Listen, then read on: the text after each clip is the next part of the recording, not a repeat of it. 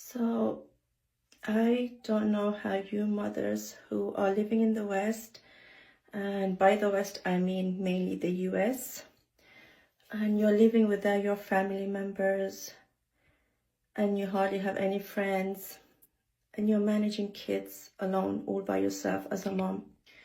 Back home, I am originally from Afghanistan, so the whole village raises the children, not just the mom. So the grandmother would look after the children while the mother is cooking the food, and then the sister-in-laws or whoever else is living in that joint family, they're cleaning or they're doing other type of housework that needs to be done. So the housework is shared out between everyone. But here, it's all on the mom. Everything, anything that includes housework and kids, it's on the mom. So taking the kids to the school, taking them to after school activities, doing the cooking, doing the cleaning, doing the laundry, just managing everything by yourself as a mom. It's so difficult. And the worst part is I feel like there's no family time here. My husband, he came home from work last night around 7 p.m. He had his dinner. We sat down for about 5 to 10 minutes, and he comes upstairs, and I thought maybe he came upstairs to maybe just rest or use his laptop or play his video game. I come upstairs and he's snoring away. He's fallen asleep because of how exhausted he was. And it made me think, what kind of life is this? In Afghanistan, the men would work probably until 4, 5 p.m. max. And then after that, they would spend 2-3 hours socializing with their children, with their wife, with their family, with their parents. You know, everyone would eat together. Then they would have tea. There's no tea here afterwards because of how tired my husband was. And this is our daily life. He comes home, he has his dinner, probably spends 20-25 minutes max socializing with us, and then he goes to sleep because of how exhausted he is. And the weird part is he's not exhausted because he's doing physical labor work. And the work field he is in, it doesn't require him to move around much. But still, I feel like it's mentally exhausting the way the system is here, not just for the mom, but for the dads too. And it's just so depressing. Like, how are you guys raising your kids in this system? I feel like the system here is all about just work, whether you're a mom or your dad, you're just working the whole day. And I'm sorry, it's like the kids are growing up. Like my daughter, she is 7 years old. Where did that time go? I feel like all I've been doing is laundry, cooking, cleaning, just taking them from one activity to another activity, taking them to school, dropping them off. Like, there's no time to spend with my kids. Like, how do you guys find time to spend with your kids? I feel like the system here is so screwed up. There must be a way for parents to spend more time with their kids here. How do you guys find time to spend with your kids? And I feel the moms who work outside, it must be extra difficult for them.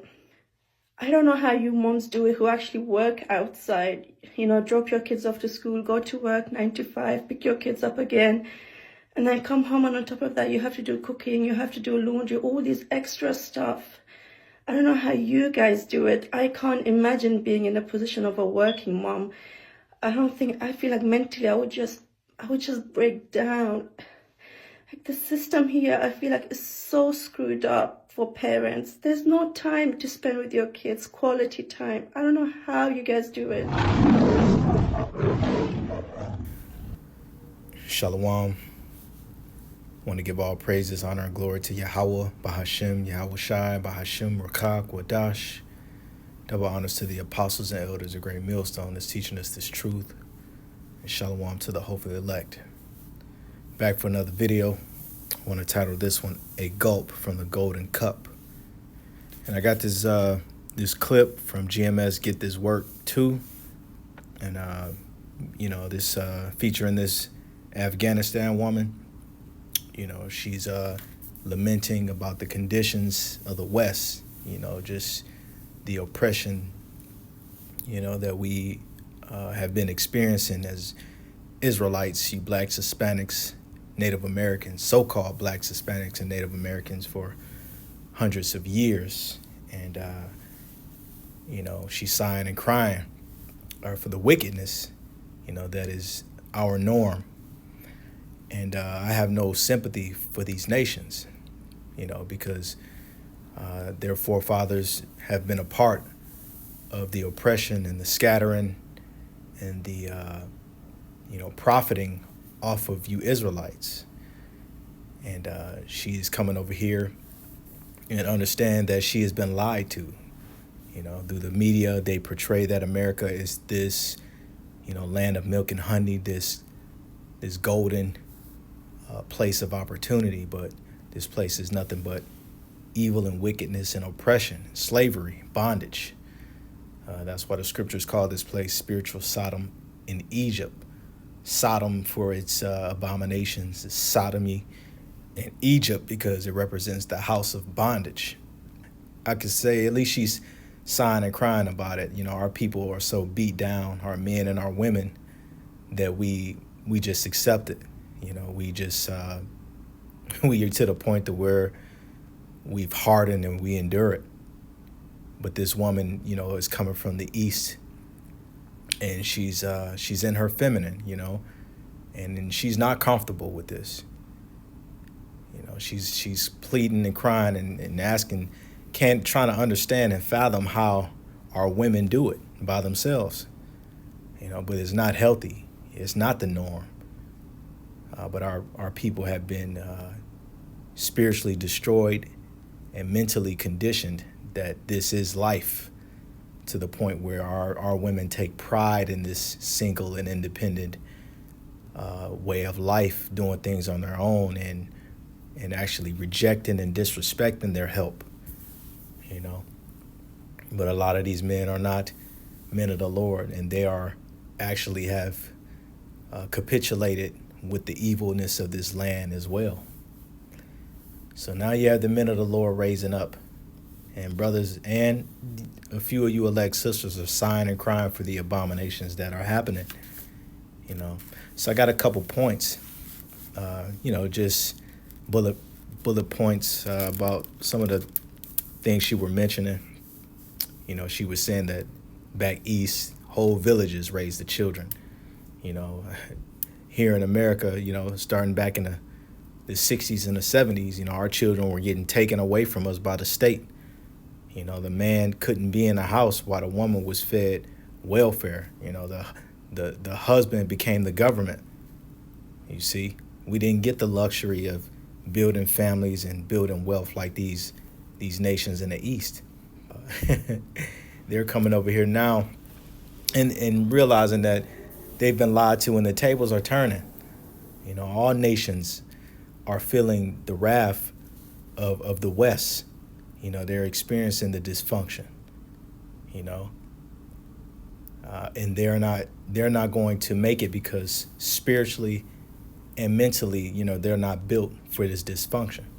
She said here the mom's manages everything by herself, and a woman cannot prolong her life doing everything by herself. And the scriptures say, if you bind the strong man, you spoil the good. So you take the man out of the house, and the woman is left to herself and her emotions, and not able to, sustain and discipline the children, and cook and do everything and work by. It's not designed for that, But the government, they've put themselves in place as your God and your husband, and we took it and ran with it, not understanding that in the long run, it's not going to serve us. It's going to make our women masculine. It's going to make our man feminine, getting a woman's perspective, with everything, and depending on a woman's validation. And that's why you got a lot of these men today who need a woman's approval. They can't even deal or take criticism with brothers because their mind is wired to side and agree with the woman's perspective. And that's why you got a lot of simps out here clashing with men who are trying to pursue righteousness of the scriptures, because the scriptures is a masculine book. The scriptures, the way of the Lord, it produces order, structure, order. We submit to Yahushua, and and Yahushua submit to his father, and a woman's supposed to submit to the man. Everybody's supposed to be in obedience. But this place has polluted the minds of everybody. She says no family time. Everything is work. So she's expressing unfulfillment and discontentment, with this wicked system. She said, her husband is mentally drained from work. This slavery. She says not so much physical work, but it's mental. She said he don't even have enough time to really spend time with, her, the kids, and even drink some tea. She's used to them having tea time back in the East. But here, the husband is tired. So imagine how, now you get a taste of how we feel as men, being in this rat race. And then imagine having a masculine woman who's trying to control you, who's arguing, giving you perspectives of the world, or her friends, taking away your peace after you then got back home from this rat race. You see, it's hell. And this woman in her natural state is giving it to you straight. This ain't life. This ain't living here. What else she say?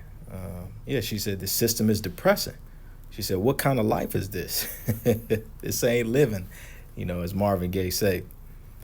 Work perpetually. The prices are through the roof. The rent, people barely making a decent wage to survive. The food prices is going up. Poor quality of food. Clothes for men. Everything is high. So you got to work perpetually. You got to do overtime. The jobs be short of staff. It's depressing. America, Babylon the Great is fallen, as the scriptures say. A lot of these nations gonna end up going back where they came from, and they're gonna realize, when all hell start breaking loose here, they're gonna head back. And the people that do take pride in this place, and not sign and crying for these abominations, the Lord is gonna start judging these people. Yeah. So let's get some scriptures. We're gonna start with Ecclesiastes. Chapter 7 and verse 7, it says, surely oppression maketh a wise man mad, and a gift destroyeth the heart. When you actually can see what's going on, and when you know the ins and outs, how the banking system works, that there's a top elite that want to keep the masses poor, and purposely putting a squeeze on people's finances and manipulating the people. When you have eyes to see, and when you understand the scriptures, it'll make this oppression make a wise man mad. This is Jeremiah chapter 51, and we can go to verse 6. It's titled Babylon Judged for Sins Against Israel, the nation, the whole nation of Israel. That's all 12 tribes. Verse 6 read, flee out of the midst of Babylon and deliver every man his soul. Be not cut off in her iniquity. For this is the time of the Lord's vengeance. He will render unto her a recompense. So this is talking about, mentally and spiritually flee out of this place. Set your heart aright towards the Lord. Get in his word. Make your body a living sacrifice, and, receive that mark of exemption, because this place is about to be judged. There's another scripture that says, in 2 Thessalonians 1 and 6, it says, it is a righteous thing to recompense them that trouble you, roughly paraphrasing. So this is going to be righteous indignation the Lord gets in America, Babylon the Great, in these oppressors, basically oppress the whole world.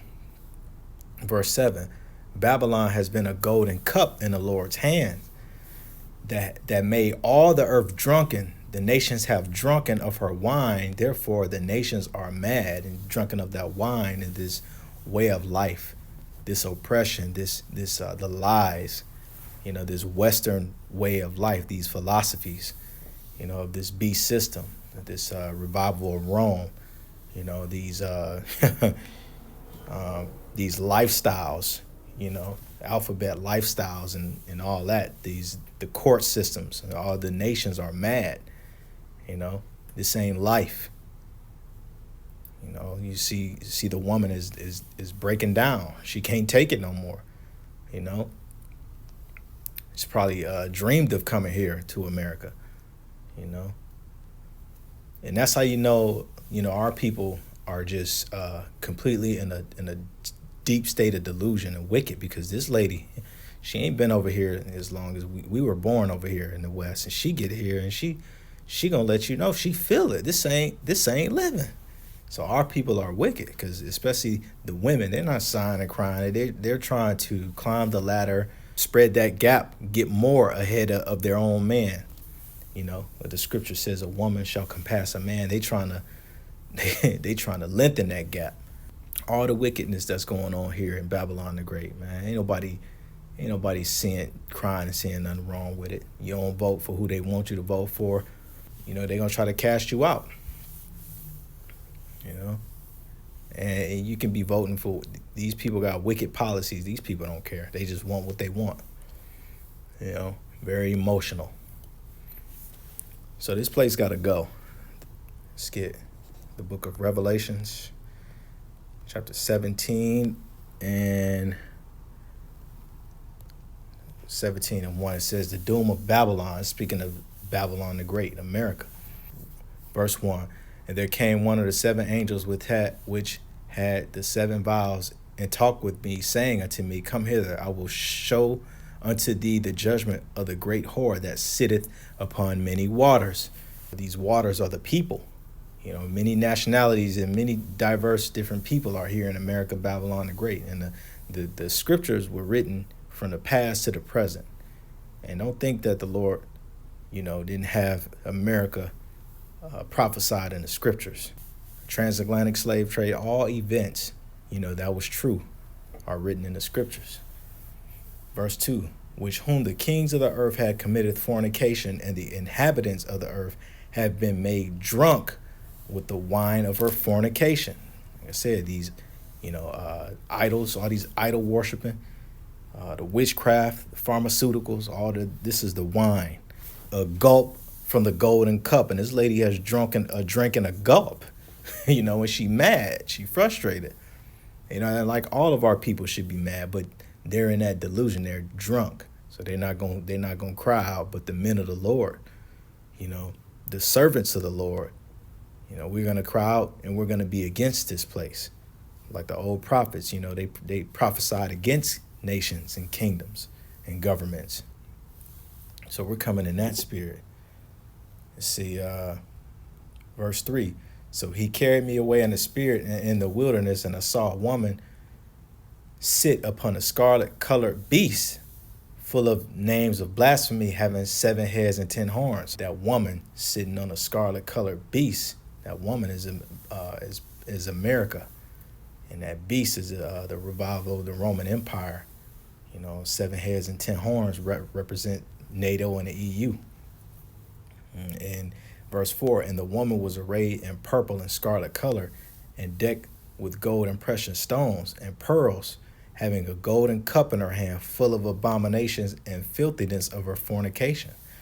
And you read down, it goes more into it. But this place has been that golden cup of the world, the wealth, everything being imported into this nation, and foreign nations waxing rich off our consumption. This place is evil. You got you got rated X videos easily accessible online, messing up the minds and the spirits of the men and the women. Is all manner of wickedness is easy accessible here. You got ingredients in foods that are banned in other countries. You got everything that's in our foods on the back of the labels that's destroying us. People can't lose weight because of what's the ingredients that's in the food. Let's go to the next scripture. Let's get the book of Micah, chapter 2 and verse 10.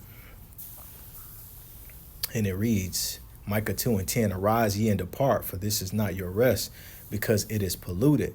It shall destroy you even with the sword destruction. So you got your hope in this place, wholeheartedly in this place, you're going to go down with it. You're going to be disappointed, and ultimately you're going to take all their solutions. All their solutions, you're going to enter them in your body and you're going to be destroyed. Let's get, this is Psalms 55 and 1. It says, prayer for the destruction of the treacherous. Verse 1. It says, give ear to my prayer, O power, and hide not thyself from my supplications. Attend unto me and hear me. I mourn in my complaint and make a noise. Because of the voice of the enemy, because of the oppression of the wicked, for they cast iniquity upon me, and in wrath they hate me. So these people don't love you blacks, Hispanics, and Native Americans. They cast evil upon their own people. They understand that, there's going to be bystanders of their own people that they, as long as they get their agenda across, they don't care. Right. This is Wisdom of Solomon, chapter 2, and we can start at verse 10, and it reads, let us oppress the poor righteous man. Let us not spare the widow, nor reverence the ancient gray hairs of the aged. So this is the mindset of the wicked. This is how they think. Verse 11, let our strength be the law of justice, for that which is feeble is found to be nothing worth. So they use, the law system to catch people in a snare and make life harder and put the squeeze on them even more. So now you got to pay fines and fees, for little minor penalties, but they make them harsh. Their law is a part of their sword, their weapon. This is verse 12. Therefore, let us lie in wait for the righteous, because he is not for our turn, and he is clean contrary to our doings. He upbraideth us with our offending the law, and objective to our infamy, the transgressings of our education. Yeah, he despised this wicked education that is built off lies. Verse 13, he professeth to have the knowledge of God, and he calleth himself the child of the Lord. He was made to reprove our thoughts. He is grievous unto us even to behold, for his life is not like other men's. His ways are of another fashion. And they know that their wickedness have reached towards the heavens. But the pride is so exalted that, they're not thinking about judgment. They don't consider. This is Isaiah chapter 14 and verse 1. We're going to read down to verse 4. It says, for the Lord Yahweh, by Hashem Yahushai, will have mercy on Jacob, and will yet choose Israel, and set them in their own land. And the strangers shall be joined with them, and they shall cleave to the house of Jacob. So those strangers that's going to be cleaving to the rest of the tribes, those strangers are us. Those strangers are the Gentile foreigners that has been scattered throughout all nations. If you read Luke 21 and 23 and 24, the Savior, Yahushua, who the world ignorantly calls Jesus Christ, he said that we will be scattered to all nations. In Jerusalem, which is the homeland, will be trodden down by the Gentiles. The Gentiles are those false Jews over there currently today. The Jerusalem will be trodden down by the Gentiles until the time of the Gentiles be fulfilled, and their time is almost up. Before we continue, let's get this word strangers.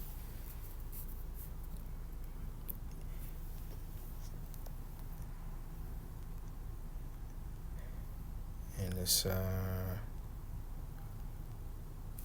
So it's speaking of the Israelites.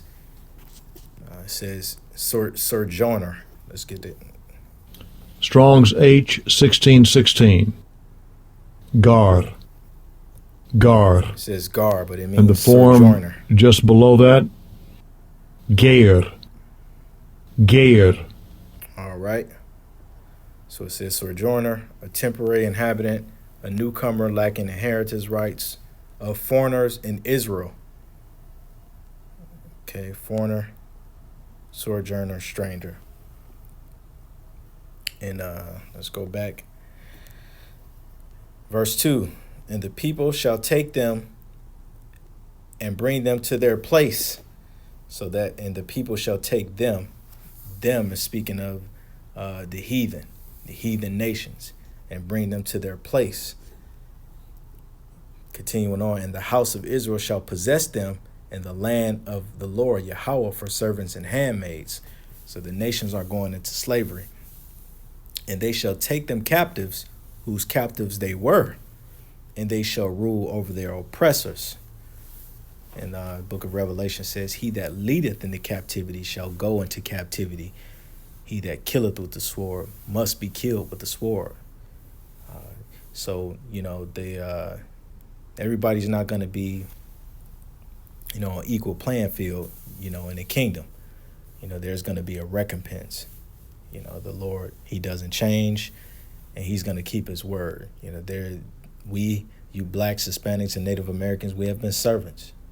We have served these nations. These nations have come over here, put gas stations in our neighborhood, making billions of dollars of the hair industry, hair, nails, selling the products,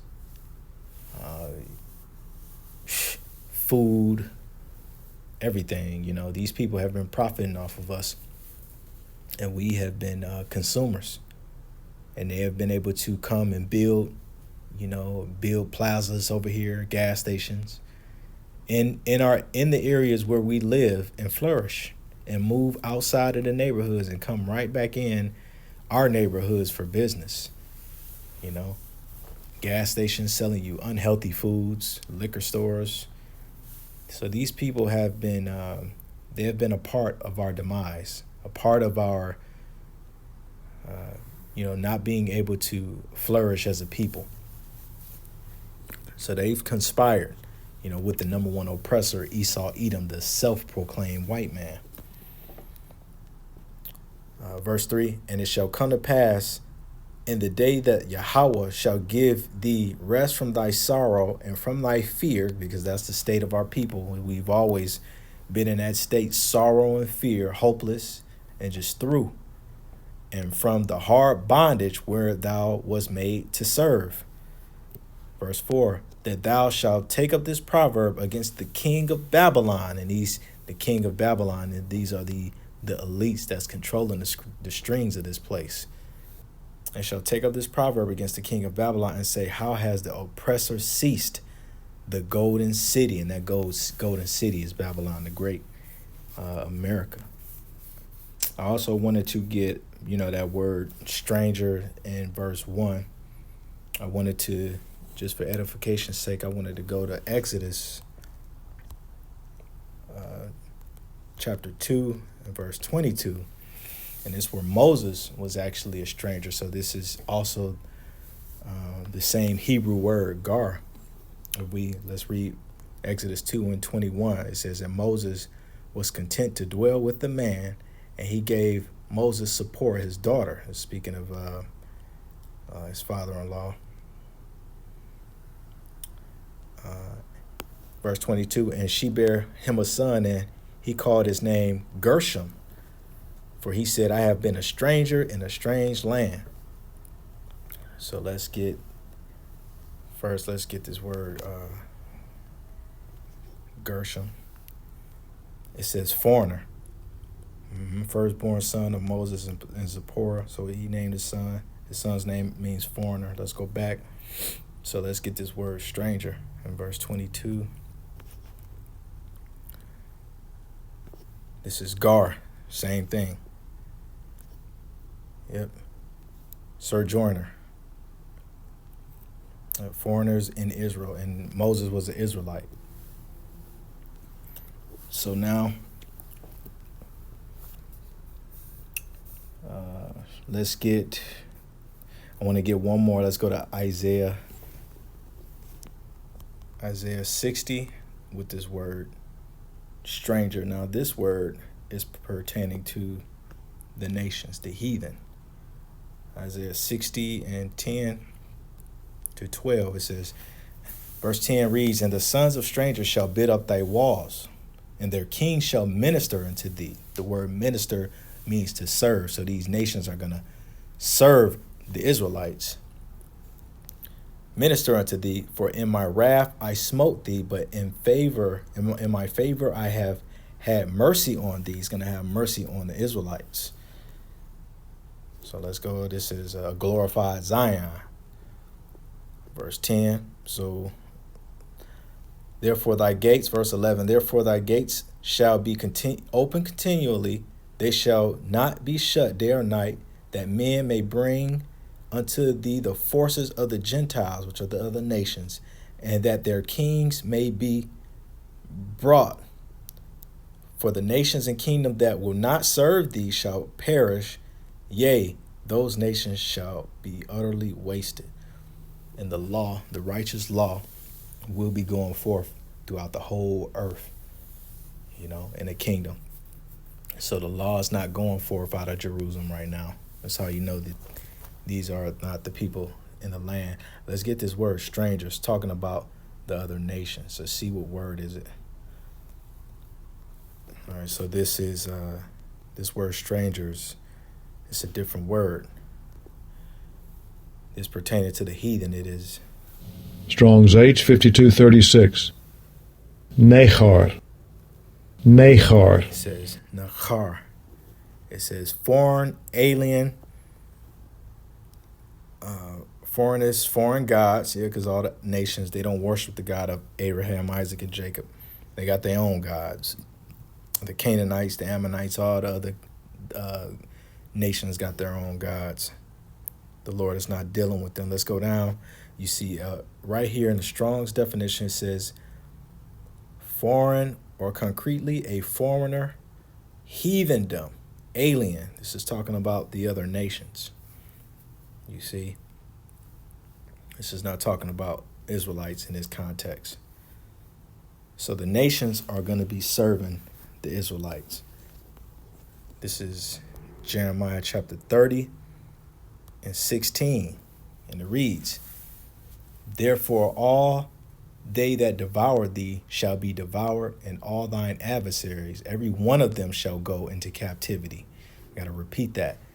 Every one of them shall go into captivity, and they that spoil thee shall be a spoil, and all that prey upon thee will I give for prey.